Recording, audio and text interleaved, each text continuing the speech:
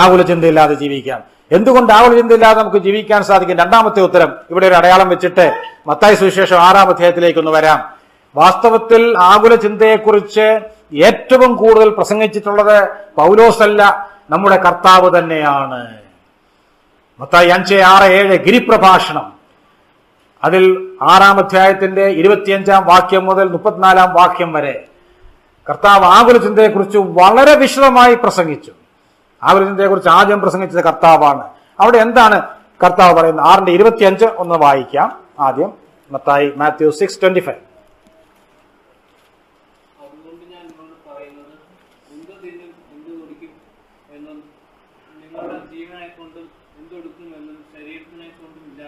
ശരി, വിചാരപ്പെടരുത് എന്ന് ശക്തമായ കൽപ്പനാരൂപത്തിൽ കർത്താവ് പറഞ്ഞു. ശരി, അങ്ങനെ വിചാരപ്പെടരുത് എന്ന് പറഞ്ഞിട്ട് പിന്നെ അത് അല്പം കൂടെ മുന്നോട്ട് പോകുന്നുണ്ട്. 26-ാം വാക്യത്തിൽ എന്തുകൊണ്ട് വിചാരപ്പെടരുത് അതിന്റെ ഒരു കാരണം പറയുന്നത്. ആ കാരണം നാം ശ്രദ്ധിച്ച് മനസ്സിലാക്കണം. 26-ാം വാക്യം ഒന്ന് വായിച്ചേ.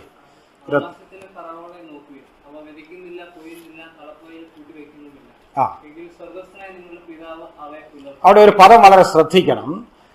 ആദ്യ ഭാഗം നമുക്കറിയാം, ആകാശത്തിലെ പറവുകളെ നോക്കും, അവ വിതയ്ക്കുന്നില്ല, കൊയ്യുന്നില്ല, കളപ്പയിൽ കൂട്ടിവെക്കുന്നതുമില്ല. ശരി, ഇവിടെ ഒരു ചോദ്യം ഉദിക്കുന്നു. ഈ പറവകളെ പിന്നെ ആരാണ് പുലർത്തുന്നത്? ആരാണ്? സ്വർഗസ്ഥനായ നിങ്ങളുടെ പിതാവ്. അതാണ് അടിവരയിടേണ്ടത്. സ്വർഗസ്ഥനായ അവയുടെ പിതാവ് അവയെ പുലർത്തുന്നു എന്നല്ല. പിന്നെന്താണ് പറഞ്ഞത്? കർത്താവ് പറഞ്ഞത് നിങ്ങളുടെ പിതാവ് അവയെ പുലർത്തുന്നു. ശ്രദ്ധിക്കുക, സ്വർഗസ്ഥനായ അവയുടെ പിതാവ് അവയെ പുലർത്തുന്നു എന്ന് പറഞ്ഞിരുന്നു എങ്കിൽ അത് മനസ്സിലാക്കാൻ വലിയ ബുദ്ധിമുട്ടില്ല.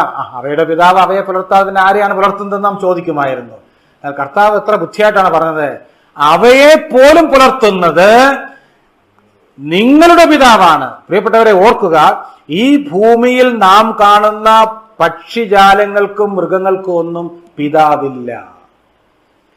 അവയൊക്കെ സൃഷ്ടികളാണ്, അവ ജീവജാലങ്ങളാണ്, അവയ്ക്ക് ജീവൻ കൊടുത്ത ദൈവമാണ്, അവയെ പുലർത്തുന്നതും ദൈവമാണ്. പക്ഷേ ദൈവം അവയുടെ പിതാവല്ല. പിന്നെ ആരുടെ പിതാവാണ്? ആരുടെ പിതാവാണ്? നിങ്ങളുടെ പിതാവാണ്. യേശുക്രിസ്തുവിൽ വിശ്വസിക്കുന്നവർക്കാണ്, അവനെ കൈക്കൊണ്ട് അവന്റെ നാമത്തിൽ വിശ്വസിക്കുന്ന ഏവർക്കും ദൈവ മക്കളാകുവാൻ അവൻ അധികാരം കൊടുത്തു. നാം യോഹന്നാൻ 1:12 വായിക്കുന്നു. അപ്പോൾ യേശുക്രിസ്തുവിലെ വിശ്വാസം മൂലമാണ് നാം ദൈവമക്കളാകുന്നത്. ദൈവം എല്ലാവരുടെയും പിതാവല്ല, മനുഷ്യരുടെ എല്ലാവരുടെയും പിതാവാണെന്ന് ബൈബിൾ പഠിപ്പിക്കുന്നില്ല. പിശാചിന്റെ പിതാവിന്റെ മക്കളാണ് മനുഷ്യരെല്ലാവരും. എന്നാൽ കാലാകാലങ്ങളിൽ യേശുക്രിസ്തുവിൽ വിശ്വസിച്ച് ദൈവമക്കളാകുവാൻ ഭാഗ്യം കിട്ടിയ ഒരു ന്യൂനപക്ഷമാണ്, ചെറിയ കൂട്ടമാണ് നമ്മൾ. നമ്മുടെ പിതാവാണ്. ശിഷ്യന്മാരോട് പറയുകയാണ്, നിങ്ങളുടെ പിതാവാണ് ഇവയെ പുലർത്തുന്നത്. വെറും നാടൻ ഭാഷയിൽ പറഞ്ഞാൽ കർത്താവ് പറഞ്ഞതിന്റെ അർത്ഥം ഇതാണ്: നിങ്ങളുടെ അപ്പച്ചനാണ് ഈ നാട്ടുകാരെയെല്ലാം പോറ്റി പുലർത്തുന്നത്. അങ്ങനെയാണെങ്കിൽ മക്കളായ നിങ്ങളെ എത്രയധികം എന്നാണ് കർത്താവ് ചോദിക്കുന്നത്. ഒന്ന് ആലോചിച്ച് നോക്കുക. നമ്മുടെ പിതാവ് എല്ലാവരെയും പോറ്റി പുലർത്തുന്നു. അങ്ങനെയാണെങ്കിൽ നമ്മെ പുലർത്തുകയില്ലേ? ഇല്ലേ? തീർച്ചയായും പുലർത്തും. നമുക്കൊരു പിതാവുണ്ട്, സ്വർഗസ്ഥനായ പിതാവ് ഉള്ളത് കൊണ്ട് ആകുലചിന്ത അവസാനിപ്പിക്കാം. ഒന്നാമത് ഞാൻ പറഞ്ഞു, എന്താണ് പറഞ്ഞത്? ദൈവം സമീപസ്ഥനായതുകൊണ്ട് ആകുലചിന്ത അവസാനിപ്പിക്കാം. 2, നമുക്ക് സ്വർഗസ്ഥനായ ഒരു പിതാവുള്ളത് കൊണ്ട് ആകുലചിന്തയില്ലാതെ ജീവിക്കാൻ സാധിക്കും. ശരി, ഓരോ വാക്കും അർത്ഥവത്താണ്. എന്താണ് ഈ പിതാവ് എന്നുള്ള വാക്കിന്റെ അർത്ഥം? നാം പ്രാർത്ഥിക്കുമ്പോഴൊക്കെ ദൈവത്തെ പിതാവേ എന്ന് വിളിച്ചുകൊണ്ടാണ് പ്രാർത്ഥിക്കുന്നത്, അല്ലേ? പിതാവേ എന്ന് വിളിച്ചുകൊണ്ടാണ്, നല്ല കാര്യം. പക്ഷെ പിതാവേ എന്ന് വിളിച്ചതിന്റെ അർത്ഥം തന്നെ നഷ്ടപ്പെട്ടിരിക്കുകയാണ്. എന്താണ് ഈ പിതാവ് എന്നുള്ള വാക്കിന്റെ അർത്ഥം? അതൊരു ചെറിയ സംഭവം പറഞ്ഞ് ഞാനങ്ങ് പെട്ടെന്ന് വിശദീകരിക്കാം. അപ്പോൾ പെട്ടെന്ന് മനസ്സിലാകും. ഈ ദൃഷ്ടാന്തങ്ങൾ പറയുമ്പോൾ കാര്യങ്ങൾ ഓർത്തിരിക്കാൻ എളുപ്പവുമാണ്. ചില വർഷങ്ങൾക്ക് മുമ്പ് കേരളത്തിൽ നിന്ന് ഈ ബോട്ടണി പഠിച്ച് അതിനകത്ത് ഡോക്ടറേറ്റ് എടുക്കുവാൻ ആഗ്രഹിച്ച, സസ്യശാസ്ത്രജ്ഞന്മാരാകാൻ ആഗ്രഹിച്ച 4 ചെറുപ്പക്കാർ ഇന്ത്യ മുഴുവൻ ഒരു സന്ദർശനം തീരുമാനിച്ചു. അവരുടെ ഉദ്ദേശം എന്ന് പറയുന്നത്, നാളിതുവരെ ആരും കണ്ടിട്ടില്ലാത്ത പുതിയ ചെടികൾ, പുതിയ പുഷ്പങ്ങൾ എവിടെയെങ്കിലും ഉണ്ടെങ്കിൽ അത് കണ്ടെത്തുക. അത് കണ്ടെത്തി അതിനെക്കുറിച്ച് ഗവേഷണം നടത്തിയാൽ അവർക്ക് ഡോക്ടറേറ്റും കിട്ടും.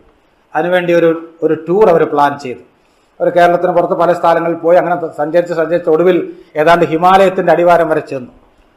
അവിടെ ഒരു സ്ഥലത്ത് ചെന്നപ്പോൾ അവരെ കണ്ടത് ഈ അവിടെ ഒരു ഭാഗത്ത് അനേകം കുഴികൾ കണ്ടു. വെറും കുഴി എന്ന് പറഞ്ഞാൽ പോരാ, നമ്മൾ കിണറുകൾ നമ്മൾ കണ്ടു. ഇപ്പോൾ ഓപ്പൺ വെല്ലൊക്കെ ഉണ്ടോ പലയിടത്തും? ഇപ്പം എല്ലാം പൈപ്പായതുകൊണ്ട് കിണറുകൾ അധികം ഇല്ല. എന്നാലും കിണറുകൾ എന്ന് പറഞ്ഞാൽ നമുക്കറിയാം അല്ലേ, ഓപ്പൺ വെൽസ് നമുക്കറിയാം. ഈ കിണറുകളുടെ ഒരു പ്രത്യേകത, അതിന്റെ വായു വിസ്താരം അല്പം ഉള്ളതുകൊണ്ട് വേണമെങ്കിൽ നമുക്ക് അതിനകത്ത് ഇറങ്ങാം, അത്രയും വീതിയുണ്ട്. അല്ല, ഇവർ കണ്ടത് അവിടെ വലിയ കുഴികൾ, വലിയ ഗർത്തങ്ങൾ എന്ന് പറയാം, വലിയ ആഴമുണ്ട്. പക്ഷേ ദേ ആർ നാരോ, വളരെ ഇടുങ്ങിയതാണ്, വായുവിസ്താരം വളരെ കുറഞ്ഞ വലിയ കുഴികൾ. അവരിങ്ങനെ ഓരോ കുഴിയിലും ആകാംക്ഷയോടെ നോക്കിയാണ് പുതിയ ചെടികൾ വല്ലതും ഉണ്ടോ. അങ്ങനെ നോക്കി വന്നപ്പോൾ ഒരു വലിയ ഗർത്തത്തിൽ, കുഴിയിൽ അവരിതുവരെ കണ്ടിട്ടില്ലാത്തൊരു പുതിയ ചെടിയും പുഷ്പവും കണ്ടു. അവർക്ക് വളരെ സന്തോഷമായി. കാരണം ഇതിനുവേണ്ടിയാണ് അവർ അനേകം നാൾ റിസർച്ച് നടത്തിയത്. അങ്ങനെയുള്ള അധികം ചെടികൾ അവർക്ക് കിട്ടിയില്ല. വളരെ സന്തോഷമായി. പക്ഷെ ഒരു പ്രശ്നം ഞാൻ പറഞ്ഞില്ല, ഇത് വളരെ നാരോ ആയിട്ടുള്ള ഒരു പിറ്റാണ് ഇത്. അതുകൊണ്ട് ഇതിനകത്ത് ഇറങ്ങി സാധാരണ വലിപ്പമുള്ള ഒരാൾക്ക് ഈ ചെടി പറിച്ചുകൊണ്ട് വരാൻ ബുദ്ധിമുട്ടാണ്. മാത്രമല്ല കിണറുകളൊക്കെയാണ് നമുക്കറിയാം, അതിനകത്ത് ഇറങ്ങത്തക്ക പോലെ സ്റ്റെപ്പ് പോലെ ഈ തൊടികളൊക്കെ ഉണ്ടാക്കിയിട്ടുണ്ട്. ഇത് അങ്ങനൊന്നുമില്ല. പിന്നെ എങ്ങനെയാണ് ഈ ചെടി പറിക്കുന്നത്? അവർക്ക് ചെടി പറിച്ചേ പറ്റുകയുള്ളൂ. വളരെ ചിന്തിച്ച്, ബുദ്ധിമാന്മാരായ ചെറുപ്പക്കാരാണല്ലോ, അവർ ചിന്തിച്ചപ്പോൾ ഒരാൾക്കൊരു ഐഡിയ കിട്ടി. അപ്പോൾ അദ്ദേഹം പറഞ്ഞു, ഈ പ്രദേശത്തൊക്കെ ഒരു പക്ഷേ ഈ ആടുകളെ മേയിച്ചിറക്കുന്ന ആട്ടിടയ ബാലന്മാർ കാണാൻ സാധ്യതയുണ്ട്. ആട്ടിടയന്മാരാണ് അവിടുത്തെ ആളുകൾ പലരും. അതുകൊണ്ട് ഈ ആടുകളെ മേയിച്ചിറക്കുന്ന ചെറിയ കുട്ടികൾ, ഏതാണ്ട് 7-8 വയസ്സ് പ്രായമുള്ള ഒരു കൊച്ചു കുട്ടിയെ കിട്ടിയാൽ, എവിടെയിലാണ് വലിയ കൊട്ടയും കയറും എല്ലാം ഉണ്ട്, എല്ലാ സാമഗ്രികളും ഉണ്ട്. അതുകൊണ്ട് അങ്ങനെ ഒരു ചെറിയ കുട്ടിയെ കിട്ടിയാൽ അവനെ ഈ കൊട്ടയിൽ വെച്ചിട്ട് അതിന്റെ അറ്റത്ത് 2 വശത്തും 2 കയറൊക്കെ കെട്ടി, നമുക്ക് 4 പേരുണ്ടല്ലോ, നമുക്ക് വളരെ സൂക്ഷിച്ച് ഈ കുട്ടിയെ ഈ കൊട്ടയിലിരുത്തി ഈ ഗർത്തത്തിലോട്ട് ഇറക്കാം, അല്ലെ ഈ കുഴിയിലോട്ട് ഇറക്കാം. അവൻ ചെറിയ കുട്ടിയാണല്ലോ, അവന് ചെന്ന് ഈ ചെടി പറിച്ചുകൊണ്ട് വരാൻ സാധിക്കും. നല്ല ഐഡിയ. അപ്പോൾ അടുത്ത അന്വേഷണമായി, ഇനി ഒരു കുട്ടിയെ കിട്ടണം. അതിനുവേണ്ടി അവിടെയൊക്കെ നോക്കി നടന്നപ്പോൾ അവർക്ക് ഒരു കുട്ടിയെ കണ്ടെത്താൻ സാധിച്ചു. അവനെ വിളിച്ചുകൊണ്ട് വന്ന് ആദ്യം ഒരു 100 രൂപ എടുത്ത് കാണിച്ചിട്ട് പറഞ്ഞു. എന്നിട്ട് ഞാൻ അവരോട് പറഞ്ഞു, ഇങ്ങനെ ഞങ്ങൾക്ക് ഈ കുഴി കൊണ്ട് കാണിച്ചു, ഈ കുഴിയിൽ നീ ഇറങ്ങി നീ ചെടി പറിച്ചുകൊണ്ട് വരണം. അതെല്ലാം വിശദീകരിച്ചു. അവന് ഒരു ദോഷവും വരികയില്ല, ഞങ്ങൾ വളരെ സൂക്ഷിച്ച് നിന്നെ ഈ കൊട്ടയിലിരുത്തി ഈ കുഴിയിലോട്ട് ഇറക്കാം. ഞങ്ങൾ കയറിന്റെ ഇപ്പുറത്ത് ഞങ്ങൾ 4 പേരുണ്ട്, ഞങ്ങൾ 4 പേരോട് സൂക്ഷിച്ച് പിടിക്കാം. ഇതെല്ലാം പറഞ്ഞു. അവനെല്ലാം തലയാട്ടി സമ്മതിച്ചു. അങ്ങനെ ചെയ്താൽ നിനക്ക് 100 രൂപ പ്രതിഫലം തരാം. ഇതെല്ലാം സമ്മതിച്ചിട്ട് അവൻ അവിടെ നിന്ന് ഒരു ഓട്ടവും കൊടുത്തു. അപ്പോൾ അവർ വിചാരിച്ചു, ഇതൊരു ചെറിയ കുട്ടിയല്ലേ, അവൻ തലയാട്ടിയെങ്കിലും അവൻ പേടിച്ചങ്ങ് പോയതായിരിക്കും. ഇനി എന്ത് ചെയ്യാൻ പറ്റും? ഇത്രയും നേരം അവനെ കണ്ടെത്തി അവന് വിശദീകരണം കൊടുത്തെങ്കിലും പ്രയോജനം ഉണ്ടായില്ല. ഇനി വേറെ ആരെങ്കിലും അന്വേഷിക്കാന്നൊക്കെ വിചാരിച്ച് വിഷമിച്ചിരുന്നപ്പോൾ ഏതാണ്ട് അരമണിക്കൂർ കഴിഞ്ഞപ്പോൾ ഈ കുട്ടി മടങ്ങി വന്നു. അവർ പ്രതീക്ഷിച്ചില്ല മടങ്ങി വരുമെന്ന്. മടങ്ങി വന്നപ്പോൾ അവന്റെ കൂടെ ഏറെക്കുറെ വൃദ്ധനായ അല്ലെങ്കിൽ വളരെ പ്രായമുള്ള ഒരാളും കൂടെ ഉണ്ട്. എന്നിട്ട് ഈ ബാലൻ പറഞ്ഞു, സാറുമാരെ നിങ്ങൾ പറഞ്ഞ പോലൊക്കെ ഞാൻ ചെയ്യാം, പക്ഷെ എനിക്കൊരു വ്യവസ്ഥയുണ്ട്. എന്താണ് വ്യവസ്ഥ? നിങ്ങൾ പറഞ്ഞല്ലോ എന്നെ ആ കൊട്ടയിലിരുത്തി ഇറക്കുമ്പോൾ ആ കയറിന്റെ മറ്റേ അറ്റത്ത് നിങ്ങൾ പിടിച്ചുകൊള്ളാമെന്ന്. നിങ്ങൾ അത് ചെയ്യണ്ട. ആ കയറിന്റെ മറ്റേ അറ്റത്ത് പിടിക്കാൻ വേണ്ടി ഞാൻ ഒരാളിനെ കൊണ്ടുവന്നിട്ടുണ്ട്, അദ്ദേഹം പിടിച്ചോളും, അതുകൊണ്ട് നിങ്ങൾ അതൊന്നും ചെയ്യണ്ട എന്ന് പറഞ്ഞു. അപ്പോൾ അവരാ മനുഷ്യനെ നോക്കിയപ്പോൾ ഊതിയാൽ താഴെ വീഴുന്നൊരു മനുഷ്യൻ, കണ്ടാൽ രോഗിയാണെന്ന് തോന്നുന്നു. ഇദ്ദേഹം എങ്ങനെയാണ് ഈ കയർ പിടിക്കുന്നത്? അപ്പോൾ അവർ പറഞ്ഞു, ഇത് പറ്റുകയില്ല, ഈ മനുഷ്യൻ പിടിച്ചാൽ തീർച്ചയായിട്ടും നീയും കൊട്ടയും കൂടെ താഴെ വീഴും. അതുകൊണ്ട് ഞങ്ങൾ നോക്കും, ഞങ്ങൾ മസിലൊക്കെ ഉള്ള ചെറുപ്പക്കാരാണ്, 4 പേർ ആരോഗ്യമുള്ളവരാണ്. നമുക്കറിയാം ഈ കയർ അങ്ങനെ പിടിച്ച് ഭാരമുള്ളൊന്നും ഇറക്കുന്ന അത്ര എളുപ്പമല്ല. ഈ കയറുള്ള വെള്ളമൊക്കെ കോരിയിട്ടുള്ളവർക്ക് അറിയാം, പ്രായമുള്ള തലമുറയ്ക്ക് മനസ്സിലാകും. ഈ കയർ കൂടുതൽ പിടിച്ചു കഴിഞ്ഞാൽ കൈ മുറിയാൻ സാധ്യതയുണ്ട്. അതുകൊണ്ട് അവർ പറഞ്ഞു, അത് പറ്റുകയില്ല, ഞങ്ങൾ തന്നെ പിടിക്കാം. ഇവൻ സമ്മതിക്കുകയില്ല. ഒരു നിർബന്ധം ഇങ്ങനെ പിടിച്ചപ്പോൾ ഒരാൾ ചോദിച്ചു, അല്ല ഈ മനുഷ്യൻ ആരാണ്, നീ നിനക്ക് എവിടെ നിന്ന് കിട്ടി ഈ മനുഷ്യനെ? അപ്പോൾ അവൻ പറഞ്ഞു, ഇതെന്റെ അച്ഛനാണ് എന്ന് പറഞ്ഞു, ഇതെന്റെ പിതാവാണ്. ഞാൻ വലിയ സംഭവം വെട്ടിച്ചുരുക്കി പറയട്ടെ. അവസാനം ഈ മനുഷ്യൻ കയറ് പിടിച്ചു, അവൻ ആ ചെടി പറിച്ചുകൊണ്ട് വന്നു എന്നാണ് പറയുന്നത്. ഇനി എന്റെ ചോദ്യം, ഈ ഒരു ബാലൻ, വിദ്യാഭ്യാസമില്ലാത്ത, അക്ഷരാഭ്യാസമില്ലാത്ത, നമ്മുടെ ഭാഷയിൽ അപരിഷ്കൃതനായ ഗിരിവർഗ ബാലൻ, ഇവൻ എന്തുകൊണ്ടാണ് ഈ കയറിന്റെ മറ്റേ തലയ്ക്കൽ അവന്റെ പിതാവ് തന്നെ പിടിക്കണമെന്ന് നിർബന്ധിച്ചത്? എന്താണ് കാരണം? ഒന്ന് ഉത്തരം പറഞ്ഞേ. ഉത്തരം നമുക്കറിയാം അല്ലേ? അവനറിയാം ഈ ചെറുപ്പക്കാർ നല്ല ആരോഗ്യമുള്ളവരാണ്, പക്ഷേ ഈ കയറിങ്ങനെ ഇറക്കി കുഴിയിലോട്ട് പോകുമ്പോൾ ഇവരുടെ കൈയൊന്ന് വേദനിച്ചാൽ, കയ്യിൽ രക്തം വന്നാൽ, ഒരു പക്ഷേ, നിർബന്ധമില്ല, ഒരു പക്ഷേ ഈ കയർ വിട്ടുകളയാൻ ഒരു സാധ്യതയുണ്ട്. എന്താണ് കാരണം? ഈ ബാലനും ഈ ചെറുപ്പക്കാരൻ തമ്മിലുള്ള ബന്ധം എന്താണ്? കേവലം ഒരു തുണ്ട് കയറിന്റെ ബന്ധം, അത്രയുമേ ഉള്ളൂ. കേവലം ഒരു തുണ്ട് കയറിന്റെ ബന്ധം. എന്നാൽ മറുവശത്ത് ഈ കയറിന്റെ മറ്റേ തലയ്ക്കൽ തന്റെ പിതാവാണ് പിടിക്കുന്നതെങ്കിൽ, പിതാവിന്റെ മൂക്കിൽ ജീവശ്വാസം ഉണ്ടെങ്കിൽ, അവൻ എത്ര രോഗിയാണെങ്കിലും ബലഹീനനാണെങ്കിലും പിതാവിന് ജീവനുണ്ടെങ്കിൽ ഒരിക്കലും ഈ കയർ വിട്ടുകളയില്ല. കാരണം അവർ തമ്മിലുള്ള ബന്ധം ഒരു തുണ്ട് കയറിന്റെ ബന്ധമല്ല, പിന്നെയോ രക്തബന്ധമാണ്. പിതാവും പുത്രനും തമ്മിലുള്ള ബന്ധം.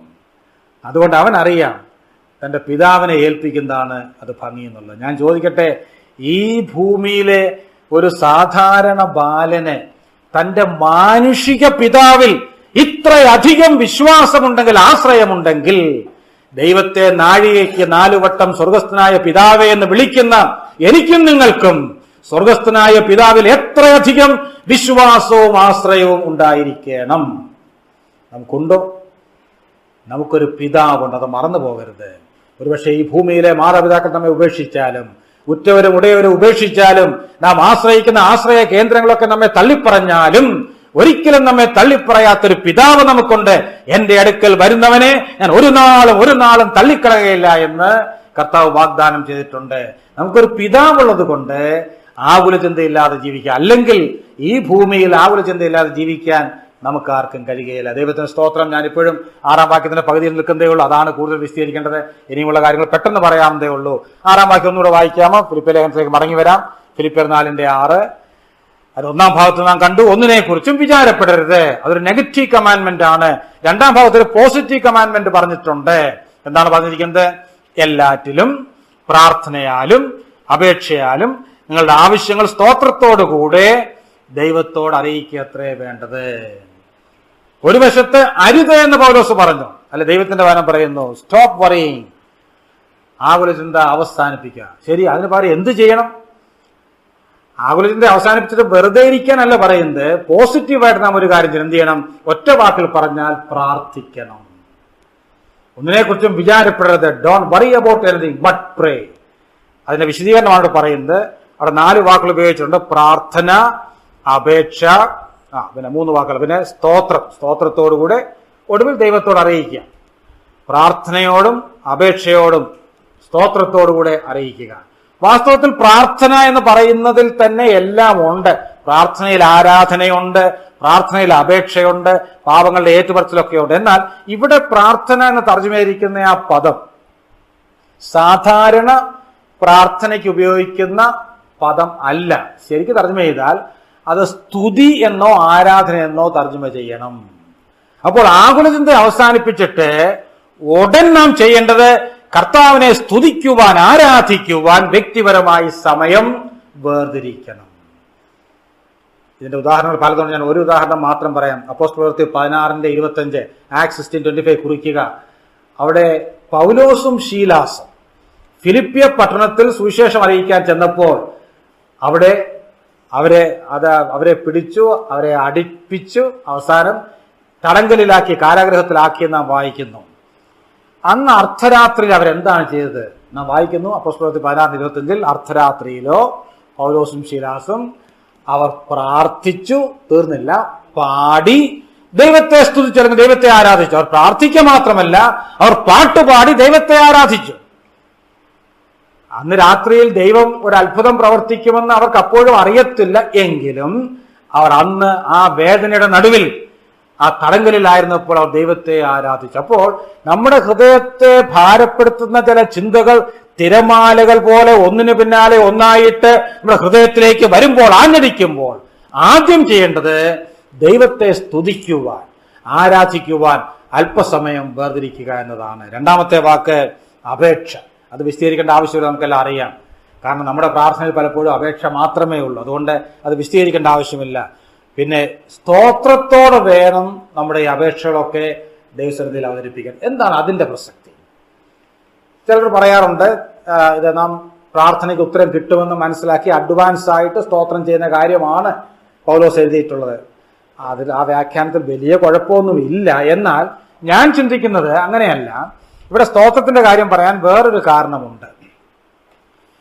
വാസ്തവത്തിൽ ദൈവം നമ്മുടെ ജീവിതത്തിൽ അനുവദിച്ച ഒരു പ്രശ്നം, ഒരു പ്രതിസന്ധി, ഒരു പ്രയാസം, അതാണല്ലോ ഈ ആകുലചിന്ത ഉണ്ടാക്കുന്നത്. എന്നാൽ ആ ഒരു പ്രശ്നം അത് യാദൃച്ഛികമായി സംഭവിച്ചതല്ല എന്ന് നാം മനസ്സിലാക്കണം. നാം ദൈവമക്കളാണെങ്കിൽ, ദൈവത്തെ സ്നേഹിക്കുന്നവരാണെങ്കിൽ അത് ദൈവം അനുവദിച്ചതാണ്. അത് നീങ്ങിപ്പോകാൻ വേണ്ടി പ്രാർത്ഥിക്കാം. പക്ഷേ അത് പ്രാർത്ഥിക്കുമ്പോൾ തന്നെ ആദ്യം ദൈവം അത് തന്നതിനെ അനുവദിച്ചതിന് സ്തോത്രം പറഞ്ഞുകൊണ്ട് വേണം അത് നീങ്ങിപ്പോകാൻ പോലും അപേക്ഷിക്കേണ്ടത്. ഞാൻ പറയുന്നത് മനസ്സിലാക്കാമെന്ന് പ്രതീക്ഷിക്കുന്നു. അതുകൊണ്ട് ഇന്ന് നാം അഭിമുഖീകരിക്കുന്ന പ്രശ്നത്തിന് വേണ്ടി നാം ആദ്യം സ്തോത്രം പറയണം. ഇതാണ്, ഇത് നമ്മൾ വരുത്തിവെച്ചതല്ലെങ്കിൽ സ്തോത്രം പറയണം. നമ്മൾ വരുത്തിവെച്ചതാണെങ്കിൽ അതിന് പരിഹാരം ഉണ്ടാക്കണം, വേറൊരു വിഷയം. എന്നാൽ ദൈവം അനുവദിച്ച പ്രശ്നമാണെങ്കിൽ ദൈവത്തിന് അതിന്റെ പിന്നിൽ ഒരു ഉദ്ദേശ്യമുണ്ട്. ദൈവം ചില പാഠങ്ങൾ നമ്മെ പഠിപ്പിക്കാൻ ആഗ്രഹിക്കുന്നു. കഴിഞ്ഞ പ്രാവശ്യം ഞാൻ വന്നപ്പോൾ എടുത്ത വിഷയം നിങ്ങൾക്ക് ഓർമ്മ കാണുമല്ലോ, വിശ്വാസിയും പരിശോധനയും. ദൈവം പരിശോധനയ്ക്ക് വേണ്ടി അനുവദിക്കുന്ന ചില പ്രശ്നങ്ങളുണ്ട്. അതുകൊണ്ട് അത് വന്നു കഴിയുമ്പോൾ പെട്ടെന്ന് നീങ്ങിപ്പോയാൽ ദൈവം ഉദ്ദേശിക്കുന്ന ആത്മീക വളർച്ച നമ്മുടെ ജീവിതത്തിൽ ഉണ്ടാകുകയില്ല. അതുകൊണ്ട് ദൈവം അനുവദിച്ച ആ കാര്യത്തിന് സ്തോത്രം പറഞ്ഞുകൊണ്ട് വേണം അത് നീങ്ങിപ്പോകാൻ വേണ്ടി അപേക്ഷിക്കണം. അതുകൊണ്ട് എന്താണ് നാം ചെയ്യേണ്ടത്? ആദ്യം കർത്താവിനെ സ്തുതിക്കണം, പിന്നെ നമ്മുടെ ആവശ്യങ്ങൾ നീങ്ങിപ്പോകാൻ വേണ്ടി അപേക്ഷിക്കണം, അപ്പോൾ തന്നെ കർത്താവിന് സ്തോത്രം ചെയ്യണം. ശരി, ഇങ്ങനെ നാം പ്രാർത്ഥിക്കുമ്പോൾ എന്താണ് സംഭവിക്കുന്നത്? 7-ാം വാക്യം, അതിന്റെ റിസൾട്ട് എന്താണ്? സകല ബുദ്ധിയെയും കവിയുന്ന ദൈവസമാധാനം നിങ്ങളുടെ ഹൃദയങ്ങളെയും നിലവുകളെയും ക്രിസ്തുവേശുവിങ്കൽ കാക്കും. അതാണ് അതിന്റെ ഇമ്മീഡിയറ്റ് റിസൾട്ടായിട്ട് പറഞ്ഞിരിക്കുന്നത്. നാം പ്രാർത്ഥിക്കുന്നത് നമ്മെ ഭാരപ്പെടുത്തുന്ന അലട്ടുന്ന പ്രശ്നങ്ങൾ നീങ്ങിപ്പോകാനാണ്. എന്നാൽ ഓർക്കുക, ആ പ്രശ്നങ്ങൾ ദൈവത്തിന്റെ സമയത്ത് മാത്രമേ ദൈവം നീക്കുകയുള്ളൂ. കർത്താവ് ഈ ഭൂമിയിലായിരുന്നപ്പോൾ പലപ്പോഴും പറഞ്ഞു, എന്റെ നാഴിക ഇതുവരെ വന്നിട്ടില്ല. കർത്താവിനൊരു സമയമുണ്ട്, നാഴികയുണ്ട്. അതാണ് തക്ക സമയം, അതാണ് ശരിയായ സമയം. അപ്പോൾ മാത്രമേ നീക്കുകയുള്ളൂ. പക്ഷേ നാം പ്രാർത്ഥിച്ചു കഴിഞ്ഞാൽ ഉടൻ തന്നെ മറ്റൊരു കാര്യം സംഭവിക്കും. എന്ത്? ആ സകല ബുദ്ധിയെയും കവിയുന്ന ദൈവസമാധാനത്താൽ നമ്മുടെ ഹൃദയത്തെ അഥവാ മനസ്സിനെ ദൈവം സൂക്ഷിക്കും എന്നാണ് നാം വായിക്കുന്നത്. ദൈവസമാധാനം എന്താണ് അതിന്റെ അർത്ഥം? The peace of God that surpasses all understanding. റോമർ 5:1 ദൈവത്തോട് സമാധാനം എന്ന് നാം വായിക്കുന്നു. വിശ്വാസത്താൽ നീതീകരിക്കപ്പെട്ടിട്ട് കർത്താവായ യേശുക്രിസ്തു മുഖാന്തരം നമുക്ക് ദൈവത്തോട് സമാധാനമുണ്ട്. That is peace with God. ഇവിടെ പറയുന്നത് പീസ് വിത്ത് ഗോഡ് അല്ല, പീസ് ഓഫ് ഗോഡ്. ഇതുപോലെ അർത്ഥവ്യത്യാസമുണ്ട്. ദൈവത്തോട് സമാധാനം എന്ന് പറഞ്ഞാൽ രക്ഷിക്കപ്പെടുന്ന എല്ലാവർക്കും ദൈവവുമായിട്ടൊരു നിരപ്പ്, റെക്കൺസിലിയേഷൻ ഉണ്ടായി. അതാണ് റോമർ 5:1 പറയുന്നത്. ഇവിടെ പറയുന്നത് ദൈവസമാധാനം എന്ന് പറഞ്ഞാൽ സാഹചര്യങ്ങൾക്ക് അതീതമായ ഒരു വലിയ സ്വസ്ഥത നമ്മുടെ ഹൃദയത്തിൽ നമുക്ക് അനുഭവിക്കാൻ കഴിയും. പ്രശ്നങ്ങൾ എന്തു തന്നെ ആയിക്കൊള്ളട്ടെ, എന്നാൽ നമ്മുടെ ഹൃദയത്തിൽ വലിയൊരു ശാന്തത, സ്വസ്ഥത, ട്രാങ്കുലിറ്റി, ഡിവൈൻ ട്രാങ്കുലിറ്റി, അത് എക്സ്പീരിയൻസ് ചെയ്യാൻ സാധിക്കും. അതിനെയാണ് ദൈവസമാധാനം എന്ന് പറയുന്നത്. അതാണ് നമുക്ക് ഉടനെ കിട്ടുന്നത്. ഈ ദൈവസമാധാനത്തിന് ഉദാഹരണങ്ങൾ പഴയ നിയമത്തിലൊക്കെ ഉണ്ട്. ആ സിംഹക്കുഴിയിൽ കിടന്ന ദാനിയേൽ അനുഭവിച്ചത് ഈ ദൈവസമാധാനമാണ്. പുതിയ നിയമത്തിലെ ഒരു ഉദാഹരണം മാത്രം ഞാൻ പെട്ടെന്ന് വായിച്ച് കേൾപ്പിച്ച് ആ ചിന്ത അവസാനിപ്പിക്കാൻ ആഗ്രഹിക്കുന്നു. അപ്പോസ്തലപ്രവൃത്തികൾ 12-ാം അധ്യായത്തിലേക്കൊന്ന് വരാം. അവിടെ നാം വായിക്കുന്നത് 12:1 വായിക്കുന്നത്, ഹെരോദ രാജാവ് അപ്പോസ്തലന്മാരിൽ ഒരുവനായ യാക്കോബിനെ, യോഹന്നാന്റെ സഹോദരനായ യാക്കോബിനെ വാൾ കൊണ്ട് കൊന്ന കാര്യം പറഞ്ഞാണ് ആ അധ്യായം ആരംഭിക്കുന്നത്. അങ്ങനെ യാക്കോബിനെ വാൾ കൊണ്ട് കൊന്നു, അത് യഹൂദന്മാർക്ക് സന്തോഷമായി എന്ന് കണ്ടപ്പോൾ എന്ത് ചെയ്തു? പത്രോസിനെയും അറസ്റ്റ് ചെയ്തു. എന്നാൽ പെസഹ പെരുന്നാൾ ആയതുകൊണ്ട് പത്രോസിനെ ഉടനെ കൊന്നില്ല. 1-2 ദിവസങ്ങൾ കാരാഗൃഹത്തിൽ പാർപ്പിച്ചു. ശരി, അങ്ങനെ പത്രോസ് കാരാഗൃഹത്തിൽ കിടക്കുകയാണ്. എന്ത് പ്രതീക്ഷിച്ച് കിടക്കുകയാണ്? മരണം പ്രതീക്ഷിച്ച് കിടക്കുകയാണ്. കാരണം യാക്കോബ് കൊല്ലപ്പെട്ടു. അതുപോലെ പത്രോസിനെയും കൊല്ലാനായിരുന്നു ഹെരോദാവ് പ്ലാൻ ഇട്ടിരുന്നത്. 5-ാം വാക്യം വായിക്കുമ്പോൾ, ഇങ്ങനെ പത്രോസ് തടവിൽ ആയിരുന്നപ്പോൾ സഭ എന്ത് ചെയ്തു? സഭ എന്താണ് ചെയ്തത്? ശ്രദ്ധയോടെ അവന് വേണ്ടി പ്രാർത്ഥന കഴിച്ചു പോകുന്നു. ഇതാണ് ഞാൻ ആദ്യമേ പറഞ്ഞത്. മറ്റു നമ്മുടെ സഹവിശ്വാസികൾക്ക് എന്തെങ്കിലും പ്രശ്നമുണ്ടായാൽ അത് ഒരു ശരിയായ ഭാരമായി നാം ഹൃദയത്തിൽ ഏറ്റുവാങ്ങി അവർക്ക് വേണ്ടി പ്രാർത്ഥിക്കണം. എംപതൈസ് ചെയ്യാന്ന് പറയും ഇംഗ്ലീഷിൽ. അവരുടെ സ്ഥാനത്ത് നിന്ന് അവരുടെ പ്രശ്നം അതുപോലെ ഉൾക്കൊള്ളുക, അതിനെയാണ് എംപതൈസ് ചെയ്യാന്ന് പറയുന്നത്. അതിവിടെ സഭ ചെയ്തു, നല്ല കാര്യം. സഭ ശ്രദ്ധയോടെ പ്രാർത്ഥിച്ചു, അത് മനസ്സിലാക്കാൻ ബുദ്ധിമുട്ടില്ല. എന്നാൽ എനിക്ക് മനസ്സിലാക്കാൻ ബുദ്ധിമുട്ടുള്ളൊരു വാക്യമാണ് 6-ാമത്തെ വാക്യം. അവിടെ എന്താണ് പറയുന്നത്? ഒന്ന് വായിച്ച് 6-ാമത്തെ വാക്യം.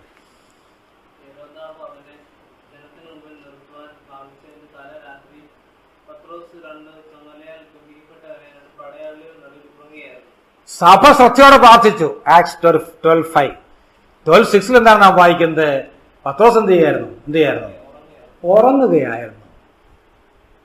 പത്രോസ് നല്ല കക്ഷിയാണല്ലേ. സഭയുടെ ശ്രദ്ധയോടെ രാത്രി വേണ്ടി ഓൾ നൈറ്റ് പ്രെയർ ആണ്. പത്രോസ് കൂർക്കം വലിച്ച് ഉറങ്ങുകയാണ്. ഇതെങ്ങനെ പത്രോസിന് ഇത് ഉറങ്ങാൻ കഴിഞ്ഞു? അതാണ് നാം ചിന്തിക്കേണ്ടത്. ഞാൻ ഉറക്കത്തെക്കുറിച്ച് പറയുമ്പോൾ നിങ്ങൾ ചിന്തിക്കും, ഞങ്ങളൊക്കെ എത്രയോ പ്രസംഗം കേട്ട് ഉറങ്ങിയിട്ടുള്ളവരാണ്, ഉറങ്ങാൻ അത്ര പാടാണ്.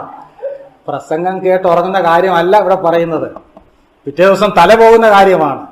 ഈ പത്രോസ് ഉറക്കപ്രിയനായിരുന്നു നമുക്കറിയാം, കാരണം മറുരൂപമലയിൽ പോയി ഉറങ്ങിയ ആളാണ്, ഗെത്സമനയിൽ ഉറങ്ങി.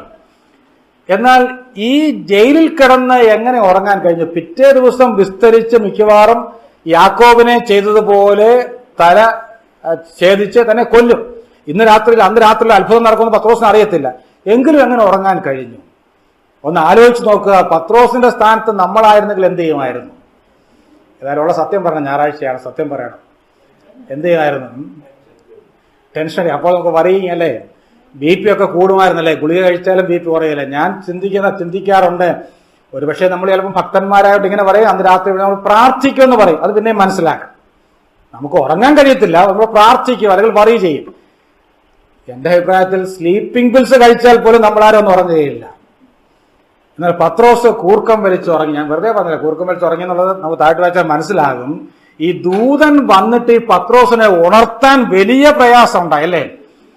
ഒന്നാമത്തെ വാതിലും രണ്ടാമത്തെ വാതിലും കഴിഞ്ഞ് ഹൈവേയിൽ ചെന്ന് പകുതിയായപ്പോഴാണ് പത്രോസ് ഉണരുന്നത്.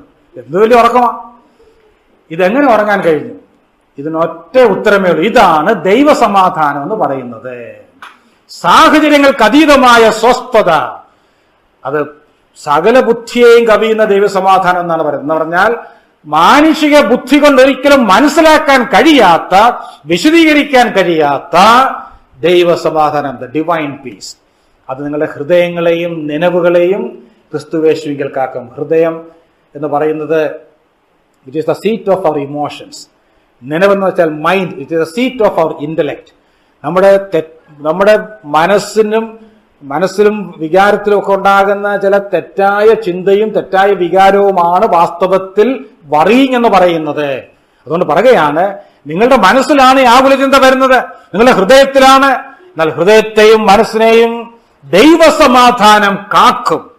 ആ കാക്കും എന്നുള്ള പദത്തിന്റെ അർത്ഥം എന്താണെന്ന് അറിയാമോ? പട്ടാളക്കാർ കോട്ട കാക്കുന്നത് പോലെ.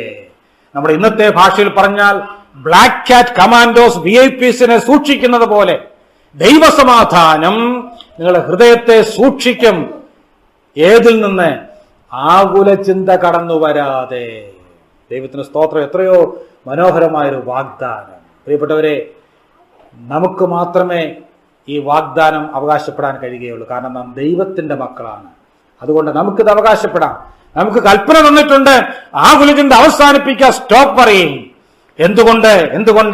ഒന്നാമത്, കർത്താവ് നമ്മോടുകൂടെ എപ്പോഴുമുണ്ട്. 2, അവൻ സ്വർഗസ്ഥനായ പിതാവാണ്. പിതാവിന്റെ ഹൃദയമുള്ള ഒരു ദൈവം എനിക്കും നിങ്ങൾക്കും വേണ്ടി ഉയരത്തിൽ ജീവിക്കുന്നു, സ്വർഗത്തിൽ ജീവിക്കുന്നു. ദൈവത്തിന് സ്തോത്രം. അതുകൊണ്ട് ആകുല ചിന്തയില്ലാതെ നമുക്ക് ജീവിക്കാം. ശരി, അതിന് പകരം എന്ത് ചെയ്യണം? പ്രാർത്ഥിക്കണം, സ്തോത്രം ചെയ്യണം, നമ്മുടെ ആവശ്യങ്ങൾ ദൈവത്തെ അറിയിക്കണം, ദൈവത്തെ ആരാധിക്കണം. ഈ കൽപ്പനകൾ നാം അനുസരിക്കുമ്പോൾ ബുദ്ധിക്ക് അതീതമായിട്ടുള്ള ഒരു ദൈവ സമാധാനം തന്ന് ദൈവം നമ്മുടെ ഹൃദയത്തെയും മനസ്സിനെയും ഭദ്രമായി സൂക്ഷിക്കും. എത്രയോ മനോഹരമായ വാഗ്ദാനം. നമ്മുടെ പ്രശ്നത്തിന് പരിഹാരമില്ലേ എന്ന് നാം ഒരുപക്ഷെ ചിന്തിക്കുന്ന ഉണ്ട്. അത് ദൈവത്തിന്റെ സമയത്ത് ദൈവം ഭംഗിയായിട്ട് തരും. എന്നാൽ അതുവരെ ഈ സമാധാനം അനുഭവിച്ച് വളരെ ഫ്രീ ബേർഡ്സ് ആയിട്ട് ആകുല ചിന്തയില്ലാതെ ഈ ഭൂമിയിൽ നമുക്ക് ജീവിക്കാൻ സാധിക്കും. അതുകൊണ്ട് ഈ വാഗ്ദാനം നാം അവകാശപ്പെടണം. എങ്ങനെ അവകാശപ്പെടാൻ സാധിക്കും? ഈ കൽപ്പന അനുസരിക്കുന്നുവെങ്കിൽ. ഓർക്കുക, ഞാൻ വീണ്ടും പറയട്ടെ, ദൈവത്തെ സ്നേഹിക്കുന്നവർക്കും ദൈവമക്കൾക്കും മാത്രമുള്ള ഒരു സ്പെഷ്യൽ പ്രോമിസാണ്, സ്പെഷ്യൽ ബ്ലെസ്സിംഗ് ആണ്. അതുകൊണ്ട് ഇത് നമുക്ക് അവകാശപ്പെടാം. ദൈവത്തെ, കർത്താവിനെ രക്ഷിതാവും കർത്താവുമായി സ്വീകരിക്കാത്ത ആരെങ്കിലും തന്നെ കേൾക്കുന്നു എങ്കിൽ, അങ്ങനെ ആരുമില്ലെന്ന് ഞാൻ ചിന്തിക്കുന്നു, അങ്ങനെ ആരെങ്കിലും ഉണ്ടെങ്കിൽ ഇന്ന് ഇത് സുവർണാവസരമാണ്. യേശുക്രിസ്തുവിനെ നിങ്ങളുടെ ജീവിതത്തിന്റെ ഏക കർത്താവും രക്ഷിതാവും ദൈവവുമായി സ്വീകരിക്കുക, ദൈവമക്കളായി തീരുക. നിങ്ങളുടെ പേർ സ്വർഗത്തിൽ എഴുതപ്പെടും. പിന്നെ ഇത് മാത്രമല്ല, എത്രയോ അധികം വാഗ്ദാനങ്ങളാണ്. ഈ വാഗ്ദാനങ്ങളൊക്കെ അവകാശപ്പെട്ട് ആ ദൈവസമാധാനം ആസ്വദിച്ച് ജീവിപ്പാൻ ദൈവം നിങ്ങളെ സഹായിക്കും. അങ്ങനെ ജീവിപ്പാൻ തക്കവണ്ണം ഒരു തീരുമാനം എടുത്ത് മാത്രമേ ഇന്ന് ഉച്ചസമയത്ത് ഇവിടെ നിന്ന് മടങ്ങി പോകാവുള്ളൂ എന്ന് ഓർപ്പിച്ചുകൊണ്ട് ഇത്രയും നേരം എന്നെ ശ്രദ്ധിച്ച് എല്ലാവർക്കും നന്ദി പറഞ്ഞുകൊണ്ടും വിശേഷാൽ സ്ഥലം സഭയോടുള്ള നന്ദി അറിയിച്ചുകൊണ്ടും ഞാൻ എൻ്റെ വാക്കുകളെ ഉപസംഹരിക്കുന്നു. കേൾപ്പാൻ ചെവിയുള്ളവൻ കേൾക്കട്ടെ.